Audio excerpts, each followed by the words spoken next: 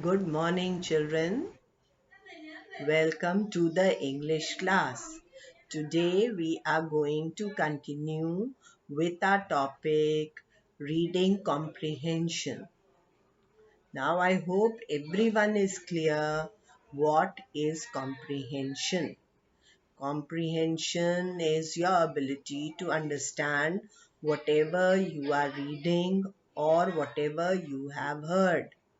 Now, reading comprehension tests your many skills.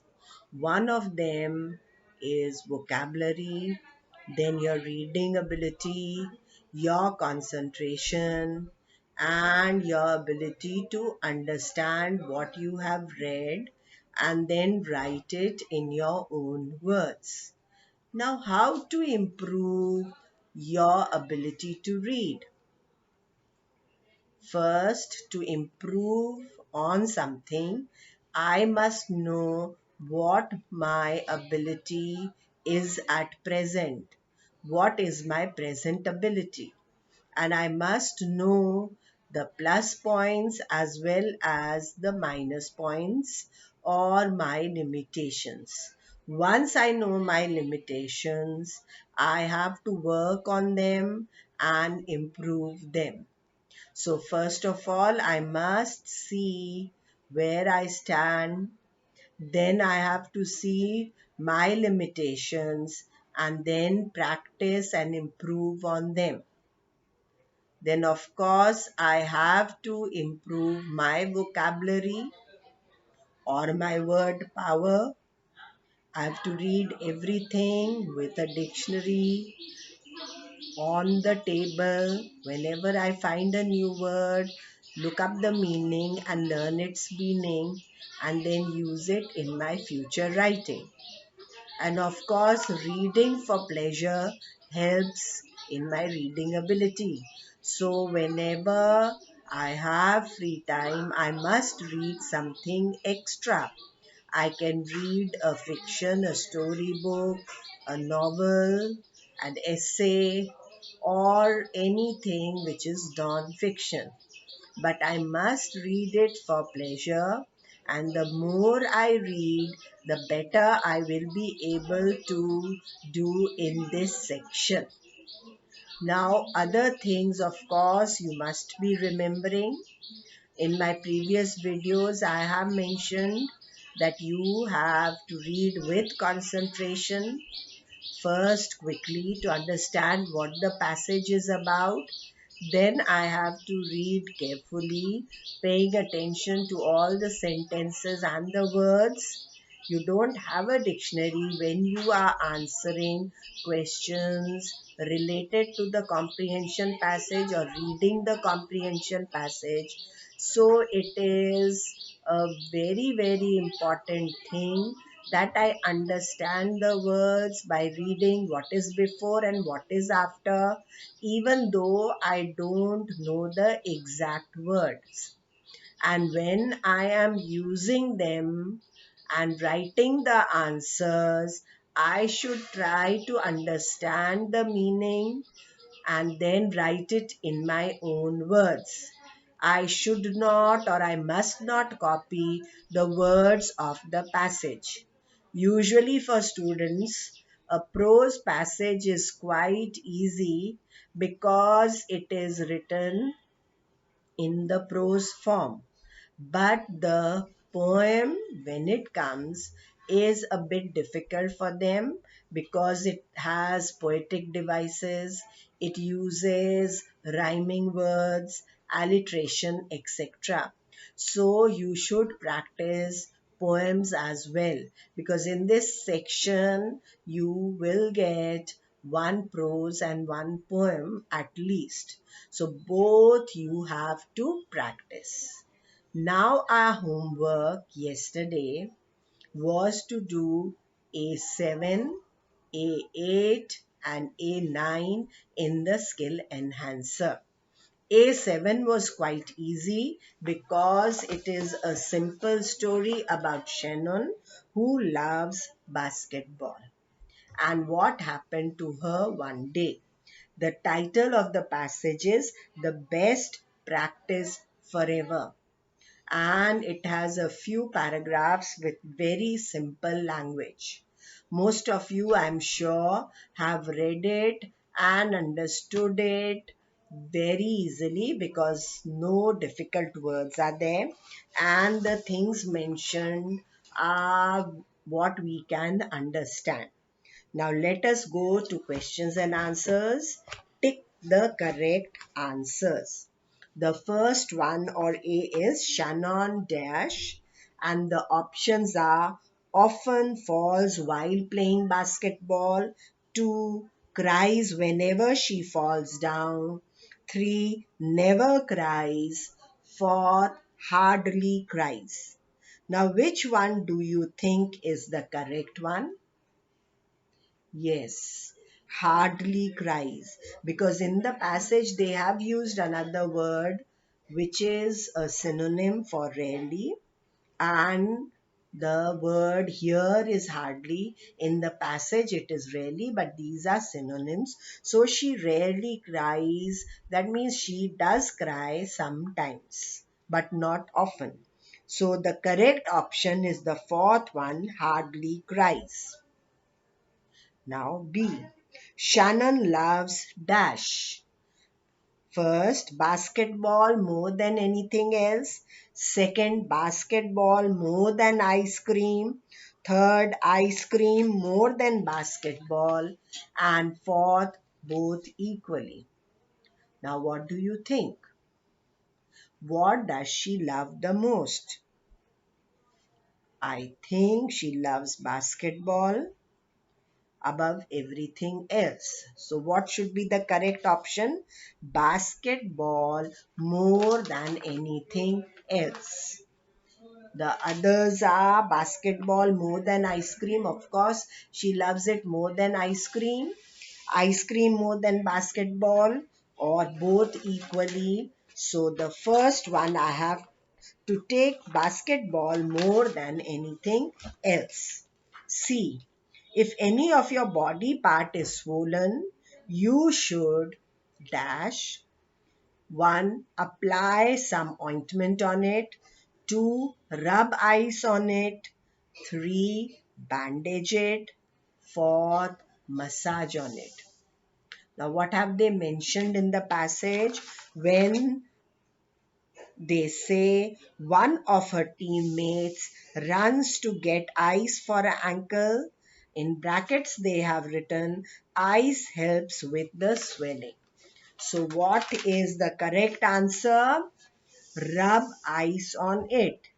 After rubbing ice, the swelling either becomes less or it goes away, and then you can apply ointment or bandage it. But the first thing you should do is rub ice on it so that the swelling goes away. Have you got all these three? Good. Now we come to the second question, which is find the antonyms of the following words from the passage. Now, antonyms are opposites. The word which means the opposite of the word given and is in the passage. There may be other opposites which may not be in the passage, so we can't take those words and write them down. Now, the first one, or A, is unimpressed. What is the opposite of unimpressed? Impressed. Now, do we have this word in the passage? Before I write it down, I should check it out. Yes, it is there in the second last paragraph. The coach shakes her head. Shannon, she says, as usual, I'm impressed with your attitude and team spirit. So the correct word is impressed. Now the second word is negative, and I have to give an opposite which is in the passage. The word is positive, and it is also there in our passage. She always has a positive attitude and encourages her teammates to work harder and do their best. Yes. So the opposites or the antonyms of these two words. Unimpressed, the antonym is impressed. Negative, the antonym is positive. Now, wasn't it an easy passage which you could understand very easily and even answer the questions very well because you could understand it well? Now, A8 is a poem and it is not as easy as our first one. First, because it is a poem, it has used some poetic devices, it has used some other things like metaphors, there is symbolism, which is a bit difficult to understand. But if you read it with a lot of attention, it is not too difficult.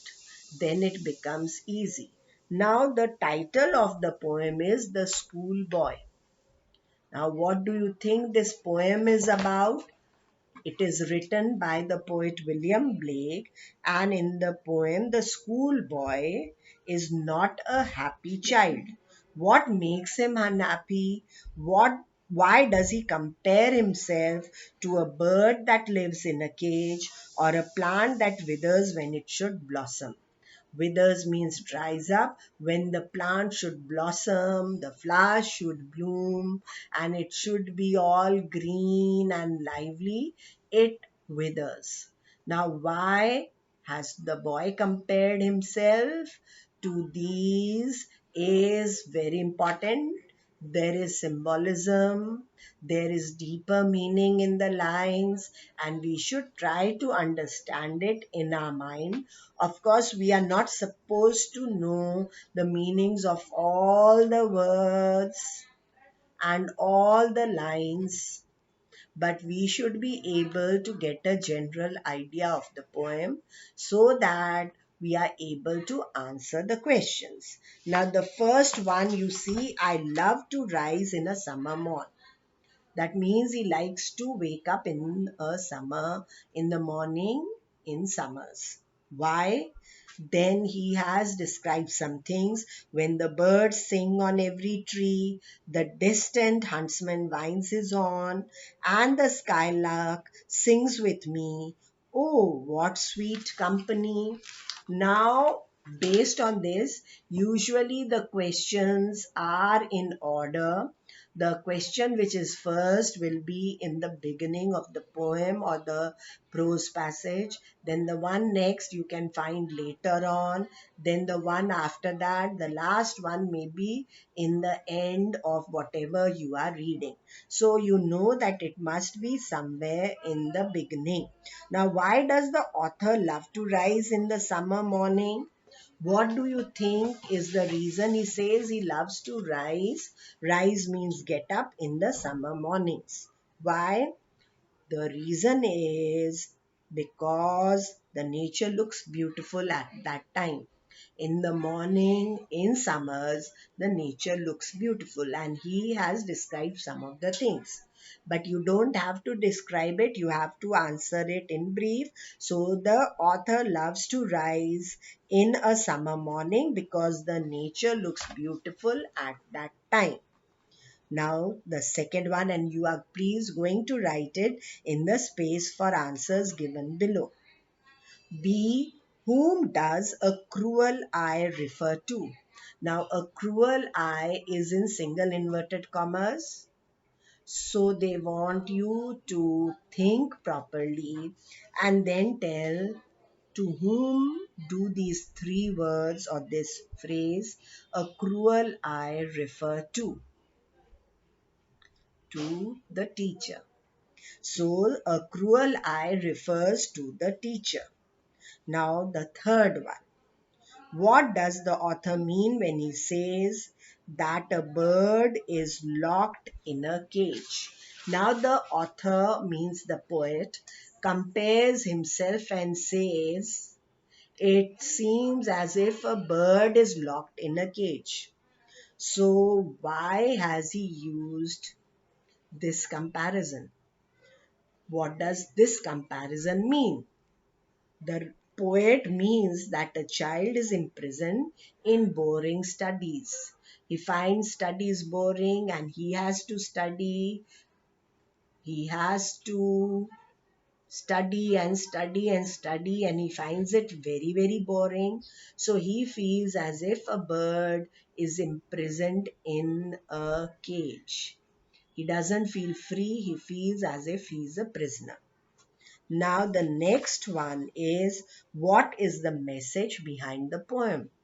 Now, after reading the poem, what message do you think the poet wants to give to us? Because he has described a schoolboy and his feelings, that he feels like a bird imprisoned in a cage. Now, what do you think could be the message? Of course, you have to write it in your own words. So the message is that a child should be allowed to enjoy his or her childhood. A child should be allowed to enjoy his or her childhood instead of just studying boring subjects, or instead of spending all his time in boring studies. Got it? Please write it in your own words. The message is that the children should be allowed to enjoy their childhood instead of just spending all their time in studies which they find very, very boring. Now, the fifth one I may tell you is that which poetic device is used in stanza 4. Now, poetic devices are some devices or some things poets use to make their poems more beautiful and interesting. Like, you have similes, they use similes to compare two things and make it sound more beautiful. You have alliteration, like in the tongue twisters, which makes it more rhythmical and musical. You also have something called repetition, where they repeat words or they repeat lines, and then a musical quality comes in the poems. Now, which poetic device is used here, you may not know, because many children may not have heard this word or read this word. So I'll tell you this answer. If you have got it, very good. If you have not got it, then the poetic device which is used in stanza 4 is a metaphor. Now, metaphors are symbolic, they compare two things, and they are different from a simile. Simile also compares quality of one thing to the quality of another thing with words like or as. Metaphors are symbolic, they symbolize something, but then the words, they compare two things, or a person to a thing, or a force of nature to a person, but they do not use the words like or as, but are a comparison. So here it is a metaphor which is used. If you want to know more about metaphors, please use net and find out more metaphors. There is a lot they have on metaphors, and there are lots of examples as well. So you will come to know from there. Now, A9 again is an easy one.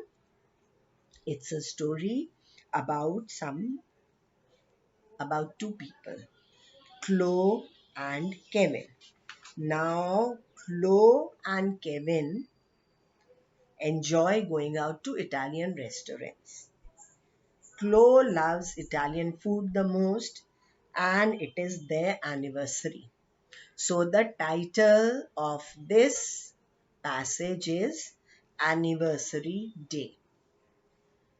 Now, I am sure again you must have understood everything, because there are no difficult words in it.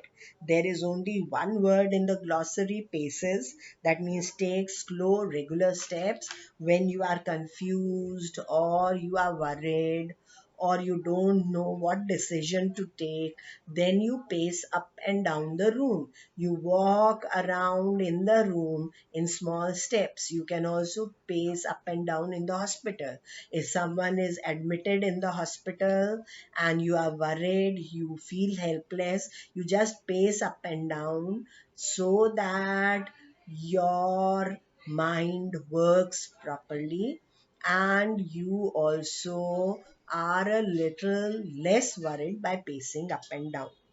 Now, the questions are to be answered briefly. That means, in short, not very long answers are required. Now, what does Kevin do to make Chloe happy? Kevin wants to make Chloe, his wife, happy, so he decides to do something. And then that something doesn't work out, so he decides on and makes up his mind to do something else. So finally, what does he do to make Chloe happy? He orders, or Kevin orders, Italian food. In your passage, they have written Kevin orders food, but it was Italian food because she was very fond of Italian food, and then lights the candles and puts the music on. So he orders the food, that is Italian food, lights the candles, and puts the music on. Now, B. Kevin's effort to please Chloe fails. How? Now, he wanted to make Chloe very happy. He took such a time, means he took a lot of steps, spent a lot of time to arrange for Italian food, music, and everything. But then his efforts to please Chloe failed. Why or how? Because Kevin's efforts to please Chloe failed because their marriage anniversary was the next day.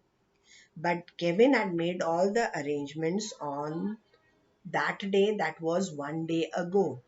So he had arranged for all these things, but it was done one day before the anniversary. So their marriage anniversary was on the next day, and he had arranged for everything a day before. Now, the third one. How does Kevin justify after wishing Chloe one day ago? So he had wished her, also arranged everything one day ago. So how does he justify himself? That means whatever you do, you try to give reasons for that and justify yourself. So what was the reasons, or how did he justify himself? Now he says that, what does he say? He says that he is practicing for the next day. He says that it was just a practice and he was practicing for the next day. Or you could even take the words from the lesson and frame an answer, because he said it is always good to practice. So you could write that Kevin justifies himself after wishing Chloe one day ago by saying that he's practicing for the next day, or that it was always good to practice. Got it? You'll have to write in your own words just one sentence. Now, here you have complete the sentences. Half of it is given, the first half, and you have to complete it.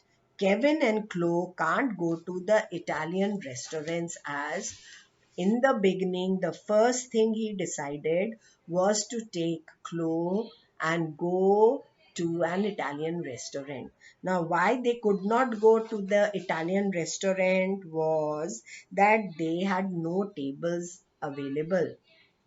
All the tables were booked. So I'll just repeat this one. Kevin and Chloe can't go to the Italian restaurants as they had no tables available, or you could write as all the tables were booked. Now the second one. Kevin then, after he doesn't get a table in an Italian restaurant, he decides to cook something at home. But then he drops this idea as well. Why does he drop this idea? Kevin drops the idea to cook at home because he was not a good cook, or you could even use the word given in the passage, because he was a terrible cook. He drops the idea of cooking himself because he was not a good cook. You could write he was a bad cook, or you could write he was a terrible cook. Now we have discussed A7, A8, and A9 and all the answers. There's one more comprehension passage, A10, in this term. So we will do it. Ma'am and I are going to do it in the live class. If you have written the answers, you can compare the answers when we do it. That is all, children, in this topic on reading comprehension.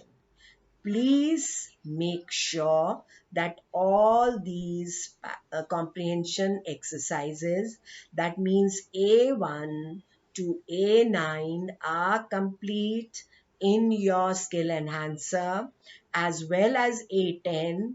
If you have discussed it in the live class, it should be done. And if your class has not taken up this, then wait for ma'am to discuss A10 and then complete it in your skill enhancer. Thank you, children. Till we meet next time with another interesting topic. Take care. See you.